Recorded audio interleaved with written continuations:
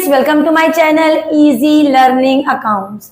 आज की इस वीडियो में हम चैप्टर बैंक रिकंसिलिएशन स्टेटमेंट जो क्लास 11 का चैप्टर है उसको समझेंगे और देखेंगे कि बैंक रिकंसिलिएशन स्टेटमेंट के न्यूमेरिकल्स को हम किस तरह से सॉल्व करते हैं। तो सबसे पहले बच्चों हमें ये पता होना चाहिए कि ये बैंक रिकंसिलिएशन स्टेटमेंट होता क्या है। बच्चों, जब हम बैंक में अपना एक अकाउंट ओपन करते हैं तो हमारा जो बैंकर है वो हमें एक पासबुक देता है। पासबुक के अलावा वो हमें डेबिट कार्ड्स वगैरह भी देता है, लेकिन अभी यहाँ पर हम पासबुक की ही बात कर रहे हैं। तो पासबुक जो वो हमें देता है उसकी एक ई कॉपी, एक डुप्लीकेट कॉपी हमारे बैंकर के पास भी होती है, और जो बिजनेस हम कर रहे हैं उसकी कैश बुक तो हम बनाते ही हैं। तो कभी कभी हमारी जो कैश बुक है उसका जो बैंक कॉलम है और जो बैंक के पास हमारी पासबुक है या हमारे पास उसकी एक कॉपी पासबुक की है, उन दोनों के वैल्यूज में डिफरेंस आ जाता है। क्योंकि कुछ जैसे फॉर एग्जांपल किसी ने मेरे को डायरेक्टली बैंक में पे कर दिया, लेकिन उसकी इंफॉर्मेशन अभी मुझे नहीं आई, तो मैंने अपनी कैश बुक में उसकी एंट्री नहीं की। कुछ पेमेंट्स हमने कर दिए और उसका अभी हमने पेमेंट हमारी पासबुक में एंटर नहीं किया है। तो इन दोनों और कई और रीजन की वजह से हमारी पासबुक और हमारी कैश बुक का बैंक कॉलम में वैल्यू डिफरेंस आ जाती है। इस डिफरेंस को रिकंसाइल करने के लिए जो अकाउंट होल्डर या जो कस्टमर है जो स्टेटमेंट बनाता है उस स्टेटमेंट को कहते हैं बैंक रिकंसिलिएशन स्टेटमेंट। 4 तरीके से हम इसको बनाएंगे। पहला होगा हमारा एज पर कैश बुक का, जिसमें हम कहेंगे debit balance as per cash book. Debit balance के साथ credit balance as per cash book के साथ भी क्वेश्चन को स्टार्ट करेंगे।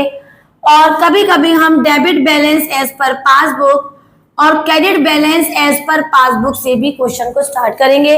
याद रखेंगे, अगर हम अपना बेस कैश बुक ले रहे हैं तो हमारा जो कॉन्सेप्ट है, हमारा रिकंसिलिएशन है, वो हमारा पासबुक पे फिनिश होगा। और अगर हम पासबुक को बेस ले रहे हैं तो हमारा answer as per cash book पे जाके खत्म होगा। क्लियर है? अगर हमारी कैश बुक की बात करें तो उसमें डेबिट हो जाना हमारे लिए हमेशा फेवरेबल बैलेंस है, क्योंकि इससे हमारे पास पैसा आता है। और कैश बुक का क्रेडिट मतलब ये हमारे लिए ओवरड्राफ्ट बैलेंस है, क्योंकि इससे पैसा हमारे पास से चला जाता है। Similarly as per cash book अगर होता है तो बच्चों वो क्रेडिट के पासबुक के बराबर होता है। ऐसा आपने देखा भी होगा कि जब भी आपके अकाउंट में पैसा आया तो उसमें मैसेज आता है और आपकी मैसेज बुक में मैसेज आता है your account has been credited. तो मतलब ये पैसा आपके पास आ गया। तो पासबुक का जो क्रेडिट होता है ये भी फेवरेबल होता है, और जो डेबिट होता है पासबुक का ये ओवरड्राफ्ट बोल लो या फिर अनफेवरेबल बैलेंस, क्योंकि इससे पैसा जाता है। और अगेन क्रेडिट ऑफ पासबुक से भी पैसा पासबुक में बढ़ रहा है, आ रहा है। तो बेसिकली हम आज ज्यादा क्वेश्चन हमारे फॉर्मेट के अकॉर्डिंग ही कर लेंगे। हम लोग फॉर्मेट देख लेते हैं कि हम इसको बनाएंगे कैसे। तो जो फॉर्मेट होगा बच्चों वो पहला column particular, then add, then minus column. हम अगर क्वेश्चन हमारा debit balance as per cash book का है तो पहले लिखेंगे debit balance as per cash book, और फेवरेबल होने की वजह से हम इसको ऐड में लिखेंगे।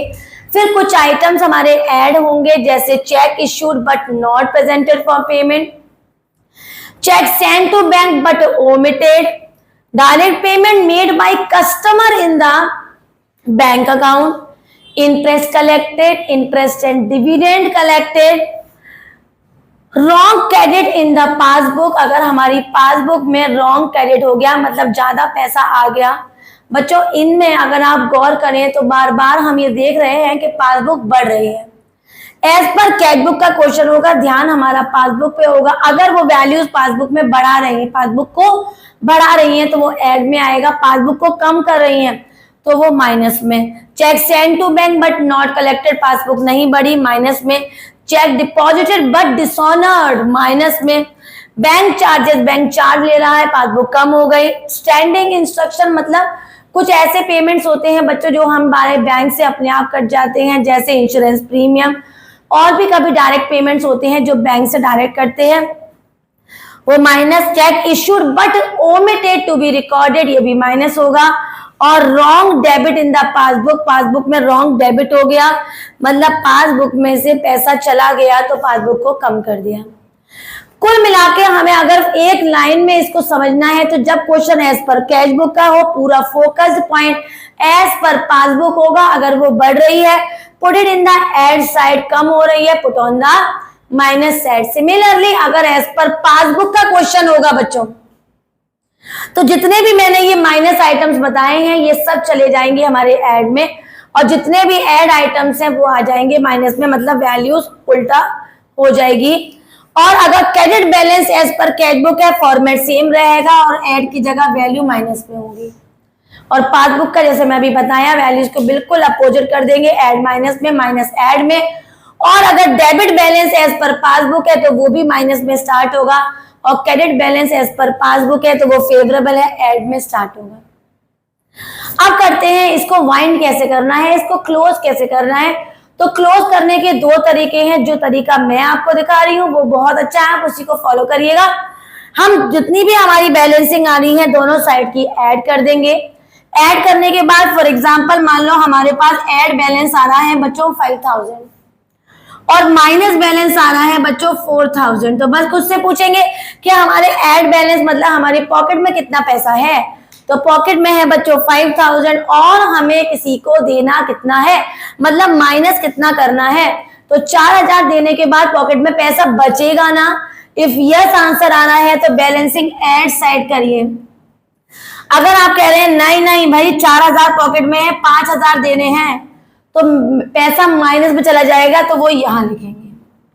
तो देख लेंगे भाई पॉकेट में कितना पैसा है और खर्चा किधर करना है। अब बैलेंसिंग बच्चों की किधर की साइड आई है, पैसा बचा है हमारे पास, फेवरेबल बचा है। तो फेवरेबल एज पर पासबुक का फेवरेबल क्या होता है, क्रेडिट। तो यहां हो जाएगा credit balance as per passbook. तो याद रखेंगे एज पर कैश बुक से स्टार्ट, एज पर पासबुक पे खत्म होगा। एज पर पासबुक से स्टार्ट हो रहा है, एज पर कैश बुक पे फिनिश होगा। और फेवरेबल और अनफेवरेबल को बिल्कुल नहीं भूलेंगे। कैश बुक का क्वेश्चन है, ध्यान हमारा पासबुक पे होगा, बढ़ेगी तो ऐड करेंगे, कम हो जाएगी तो लेस।